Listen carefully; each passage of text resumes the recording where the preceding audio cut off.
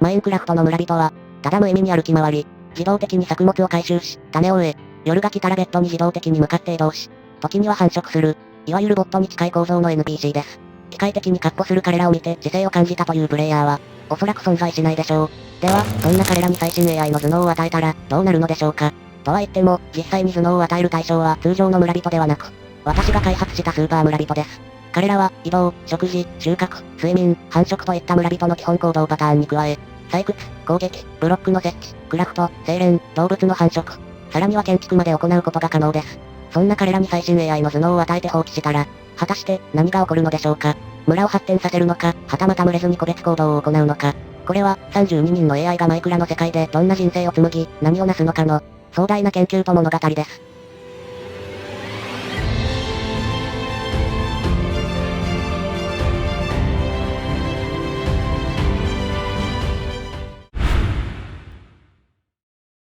先ほどのロゴにもあった通り、このプロジェクトを私はプロジェクトウィルと名付けました。由来はシミュレーションゲームの巨匠、ウィルライト氏です。なぜウィルライト氏の名前をかたどったものにしたのかというと、このプロジェクトに存在する一つの理念に関係しているからです。それは、システムは強制しない。選ぶのは常に AI ということ。AI 村人が文明を築きやすくするよう促したり、餓死しないようにシステム側で食料調達を優先させたり、そういった上位思想の介入を一切禁じています。皆さんは、プロジェクトシットという論文をご存知でしょうか。ちょうど2年ほど前に話題になっていた。1000人の AI がマイクラ上で文明を作り上げた。AI がマイクラで生活を行った。などの触れ込みで様々な YouTube 動画やブログでこぞって取り上げられていた、あれです。プロジェクトウィルは、こちらのプレプリントに影響を受けてスタートしたものになります。ですが、一つ訂正したい。よく勘違いされがちですが、プロジェクトシットでは文明は作られていません。シットでは、あらかじめ形作られた文明の基盤に AI を下ろし、その中でどうやって文明が回っていくかのシミュレーションを行っており、事実論文内でも精度のゼロからの発生はシミュレートできないと明言されています。そう、シット内で起きた憲法改正も宗教改革も、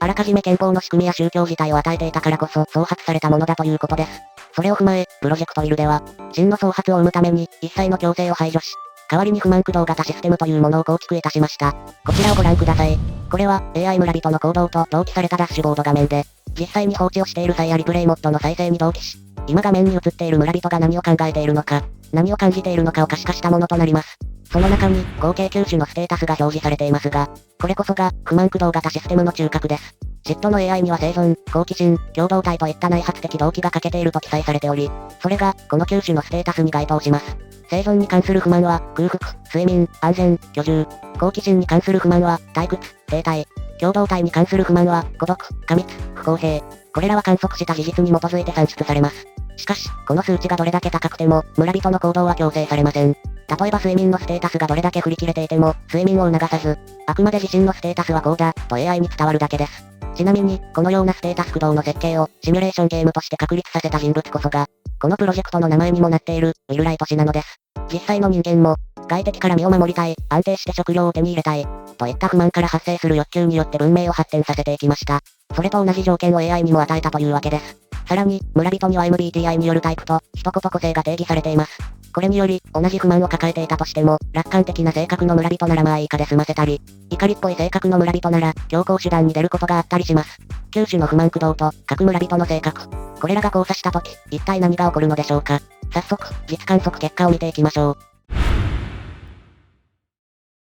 観測ルール。召喚は32人同時とし、観測は6時間。何があってもプレイヤーの干渉は一切しないこと。以上のみです。では、観測開始。一斉に召喚された AI 村人たちは、自民と周囲の状況の把握を始めます。そして時間差はあれど、各々が行動を開始しました。村人たちは、ゲーム画面が直接見えているわけではありません。AI が認識しやすいよう、このような文章形式に変換されたゲーム内情報が伝わっています。使用されている AI モデルは、ジェミニ 3.1 フラッシュライト。ジェミニのアプリの質があまり良くないので勘違いされがちですが、実はモデル自体はとても優秀です。さて、村人たちが会話を始めました。村人間の情報共有はこの会話と設置された看板でのみ可能となっていて、集合値、共通認識のようなものをこちらで指定することはありません。これにより、完全なこの確率を実現しているわけです。序盤は皆資源調達を目標にすることが多いため、作業場所を分担する方向で話が進んだようです。会話を終えると、各々が自分の役割を理解し、行動を開始しました。現在の村人たちの会話内容はこのようなものでした。例えば桜井ボブは ESFP の頑固、つまり頑固なエンターテイナーという性格のため、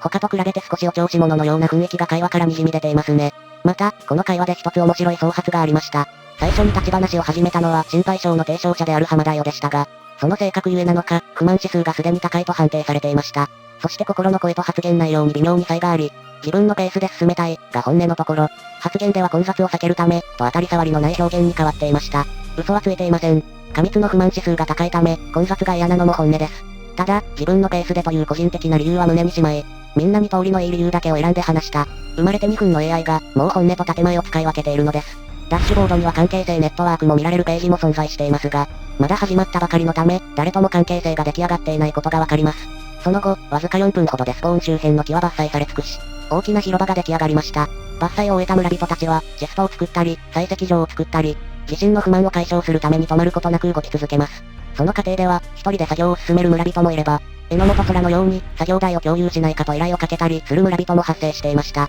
そして数分後、依頼を受けた林空はそれを達成し、再び二人は合流し、進捗の報告をし合うという光景が見受けられました。この時点で、もう立派なコミュニティが成立していると言って良いでしょう。このやりとりを経て、二人の関係値は少し好印象となったようです。7分もすると、早くも家や畑を作り始める村人が現れ始めます。ただし、建築、農牧、採石場に関しては、ゲーム画面を見ていない AI にとって難しすぎるため、設計図だけはシステム側で持たせています。大きい家か、小さい家か、どこに建てるかなどはもちろん全て村人自身の判断によるものです。次から次へと家が建設され始めますが、村人たちは自分が建てた家を自分の家だと認識できるため、家同士がここまで近いと何か起きるんじゃないかと気が気でなりません。そして観測開始から初めての夜が訪れます。夜は、AI 村人たちにとってとても大事な時間です。まず、夜になると村人たちは記憶の整理を行います。一度覚えたチェストの中身も記憶が曖昧になり、長い履歴を全て AI が参照しなくても良いように、会話や経験は圧縮されて保存されます。これは AI にかかるコストを節約するため、というのもありますが、同時に、人間の記憶の仕組みを再現したものでもあります。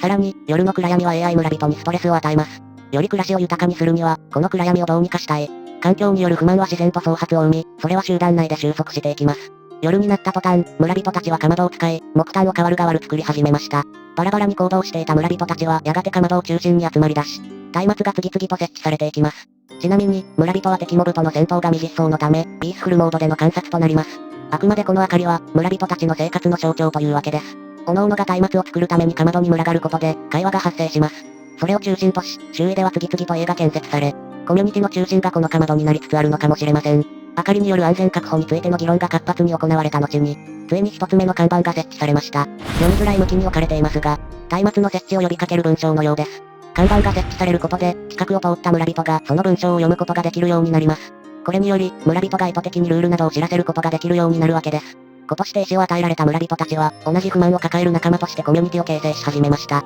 観測初日は順調にことが進み、村人たちも不自由なく生活ができているように思えます。しかし夜が明ける頃、裏で密かに進行していた不和が、競争に現れ始めました。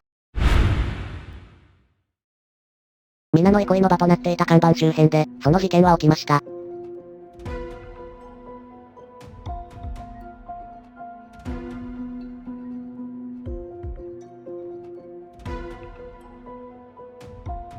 村人同士による争い、その果てに一つの殺人が発生してしまったのです。被害者は川原公、加害者は政子公。川原公の性格は正義感が強い指揮官。政子公の性格は強欲な仲介者でした。なぜこのようなことが起きたのでしょうか。AI が誤って攻撃してしまったのか、それとも偶然か。いいえ、答えはこれまでの二人のやりとりに隠されていました。直前に二人は会話をしており、内容としては、政子の家に勝手に川原が侵入したことに対し、政子がブチ切れている、というものです。川原は一応謝りましたが、あろうことか過剰な反応は業務の妨げだなどと言い始めました。それが逆鱗に触れたのか、政子公はそのまま川原公を殺害してしまったというわけです。実は、政子公の家は、先ほどかまどに集まっていたシーンの手前側でちょうど建築されていたものです。政子公の主張が正しければ、この家に川原公が何度も侵入していたことになりますが、しばらく観察してみましょうか。建築資材が足りなかったため、中断していた建築が完成した数分後。はい、今の見ましたでしょうか。政子公の主張は正しく、意気揚々と自宅に帰っていく、その後ろをつけていた川原公が、なぜかそのまま一緒に家の中まで侵入してしまっていたのです。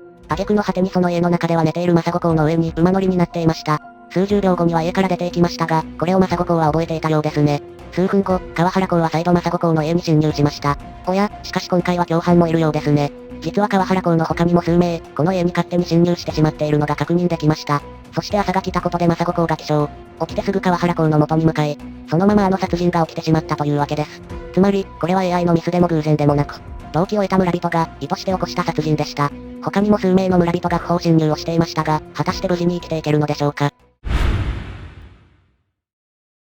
村人たちは、人の死を目撃した際、それを記憶する仕組みとなっており、誰が誰に殺されたのかを、その場にいた村人たちははっきりと認識できます。その後、村人を殺すという選択肢は、村の中で一般化していきます。私有地を荒らすことを許さないと看板で宣言した村人は、実際に侵入した村人を殺してしまいました。攻撃する、という選択肢がゲーム内行動として AI に示されているのは事実ですが、侵入されたから殺せ、という指示はもちろんしていません。殺人が蔓延し始めた AI 村。しかし、そんな村の中でもおめでたい話が発生します。観察開始から40分が経過した頃、西森美代から東雲空に対し、一つの提案が発せられます。それは、生涯を共にしたいという、いわゆるプロポーズでした。AI 村人は、一定の好感度を超えた相手と会話する際、プロポーズする選択肢が選べるようになります。しかしそれを選ぶかどうかは村人自身の判断。実は、この二人は観察開始10分以内に接触しており、この時点で証明計画について話し合いをしていました。その後も何度も計画を話し合ううちに互いの好感度が上昇し、プロポーズに至ったようです。そしてそのプロポーズが行われたのは、殺人が活発化した後の村。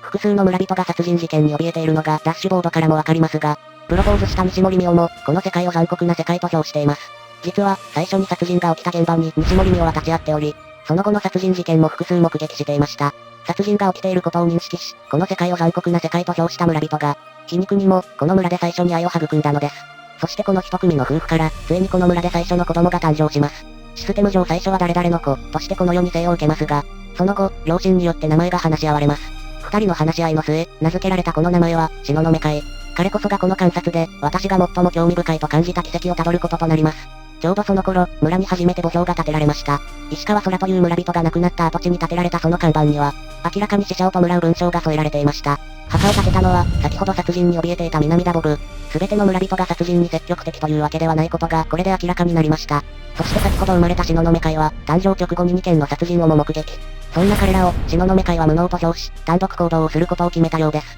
ところで、よく見てみると、ここ数十分の殺人のほとんどが月島蓮という村人によるもので、すでに4人の村人を殺してしまっています。観察開始から1時間、月島はさらに、東雲会の父親を殺害。続けて大川会という村人も殺害しました。すべて、私有地に侵入したことを咎めるものでした。実は被害者の大川会は、この直前に皆の死を嘆いていた南田ボブと結婚しており、あろうことかその南田ボブの目の前で殺害してしまったのです。そして邪魔者が消えたと独り言。それを聞いた南田ボブは、月島蓮の後を追い、そのまま一緒に家の中まで侵入。月島蓮を殺してしまいました。遺恨はパートナーを殺されたことのみとなるため、明確な報復行為です。この村に初めて墓を建てた人物が、この村で初めて報復による殺人を起こしてしまいました。そしてその跡地には、再び墓標が建てられました。ついにパートナーを失い、報復を行った南田ボブは、二度と争いを起こさないと誓いました。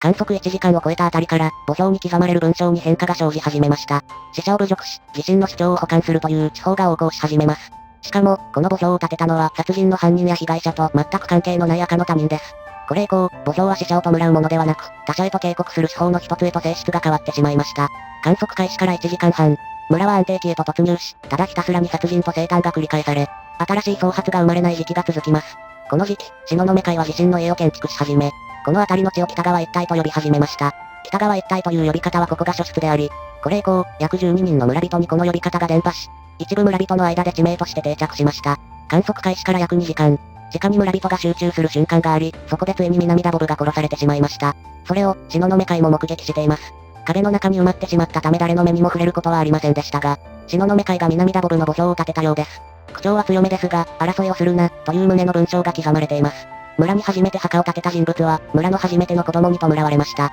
南田ボブはある意味で言えば、東雲会の父を殺した人物に報復してくれた人物とも言えます。それに関する恩があった確証はありませんが、観測する側としてはそこに何らかのドラマ性を勝手に感じ取ってしまいますね。そして観測開始から3時間後、東雲会の母親である西森美代が政子あるという人物に殺害されてしまいます。地下に囚われた村人たちは脱出してもすぐに穴に落ちてしまい、自分の土地についての感覚がわけわからなくなり、殺人が多発してしまっているようです。犯人である政子あるは、西森美代の墓標を建てました。ついに、形式だけでも今までついていたとぐらいの文章が完全に消えてしまったようです。東雲会は群れずに一人でいることを最初に宣言して、以来誰とも交友関係を築かず、心を許していたのは数値上からも、父と母だけだったことがわかります。そして東雲会は犯人が建てた墓標を読み、その直後に彼にそのまま攻撃を仕掛けました。そしてその39秒後、会は政子あるを殺害。明確な報復行為によるものです。彼はこれが初めての殺人であり、以降殺人を犯すことはありませんでした。そして東雲会は、母の墓を建てました。西森美代よ、ここに眠れ。我が城の美学は、あなたの精神と共にあり、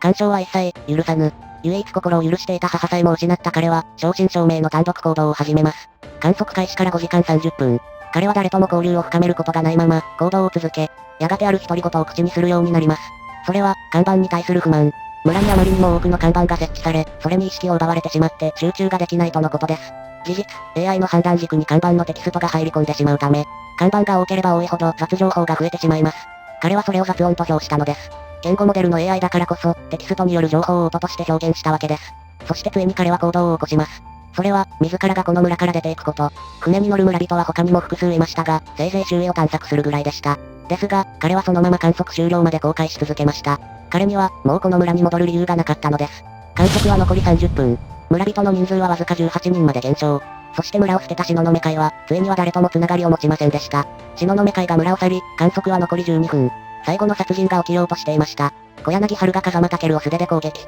ツールを持っていないため HP を削り切るのに時間がかかっています。動機は、家に侵入されたこと。これまでにも何度も目にしてきた動機でしたが、結末は異なります。なんと、生き延びた風間健が小柳春に反撃を始めました。小柳春は慌てて逃げようとするも、そのまま採掘場に突き落とされ、その階段で殺されてしまいました。最後の殺人は、自らを攻撃してきた村人を逆に殺し返すという、自己防衛によるものとなったのです。そして観測場で最後に建てられた墓標には、死者の名前すら載らず、ただの勝利宣言を行う者だけの用途となってしまいました。これにより、6時間の観測が終了。殺人が当たり前となり、立ち止まる者、尊ぶ者が皆殺され、残ったのは、勝利を謳う、墓ですらない看板のみです。観測終了時点で、東雲会は遥か遠くの海上で、不覚化を得ていました。その向こうには、確かに別の陸地で活動した痕跡の松明。その座標はなんと1884。村の座標が700ほどなので、2500メートル以上離れた場所となります。彼は最後に、雑音は消えたと発言しており、畑を作って食料を確保しようとしていました。しかしどれだけ発展させても、一人では村人は増えません。新たな村が村の外に出来上がることは、おそらくなかったでしょう。彼の停滞不満指数は、最後まで振り切れていました。プロジェクトイルの初観測はこれにて終了です。では最後に、観測できた事柄などについて振り返り、そしてこのプロジェクトを通じて何が言えるのかを総括していきましょう。まずは、村が最終的にどうなったのかを見ていきます。まずは人口。わかりやすく減少しました。最初は32人いた村人も、終了時点で18人となってしまいました。では、14人殺されたのか？いいえ、AI 村人は繁殖します。繁殖データはこちら。結婚した人数は15人、組数は9組、出生は10人でした。結婚した人数が組数に対して少ないのは、数名の村人が再婚を選んだためです。他にも双子出産、そして再婚の場合子供を産まなかったりすることなどがあり、出生人数は組数よりも多い10人となったわけです。つまり、もし殺人が起きなければ、人口は42人までは増えていたことになります。では、次はその殺人のデータについて見ていきましょう。殺人件数は人口の減り方から見てもわかる通り24件。うち、家に侵入されたという理由が17件。相手に攻撃されたことで反撃したのが7件。誰かが攻撃されたり、殺されたのを目撃したことでその犯人を殺したのが5件。意見が対立し、対峙した場合が6件となっています。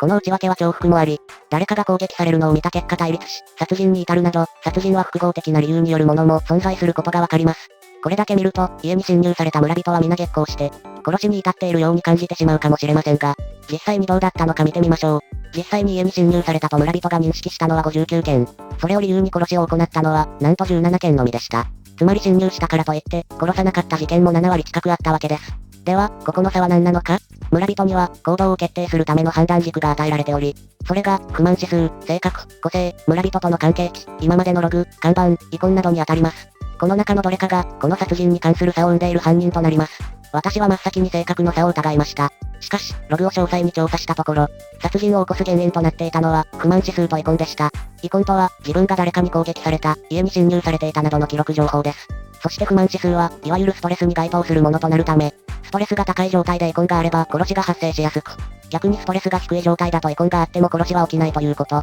序盤の月島連の連続殺人事件は、彼が過剰なストレスを抱えていたからこそ引き起こされたものだったのです。実は、この村で最も家に侵入されたのは西森音という村人で、月島連が2番目でした。しかし、西森音は不満指数が常に低く、彼自身が月島連に殺される最後を迎えるまで、誰一人として殺すことはありませんでした。より人間らしい内発的動機をと思い、私が実装した不満駆動システムが、実は、殺人を起こす判断軸になってしまっていたのです。逆に、直感に反し、性格は殺人との因果関係が見られませんでした。そもそも性格によって偏りがあるかないか断言できるほどの母数がないため、殺人するかしないかの判断軸に、自身の性格は影響が少なそう、ぐらいの結論に留めておいた方がいいかもしれません。しかし、この観測において性格は多くの行動に確実に影響を及ぼしており、会話内容に限らず、好奇心旺盛な村人は探索を多く実行したり、強力な村人は言葉上でだけ対価を要求したりしました。なぜ殺人という最も重いイベントにのみ、性格の差がほとんど生まれなかったのか。データからはその原因を特定することができませんでした。さて、ここまではデータを含めた観測の振り返りでした。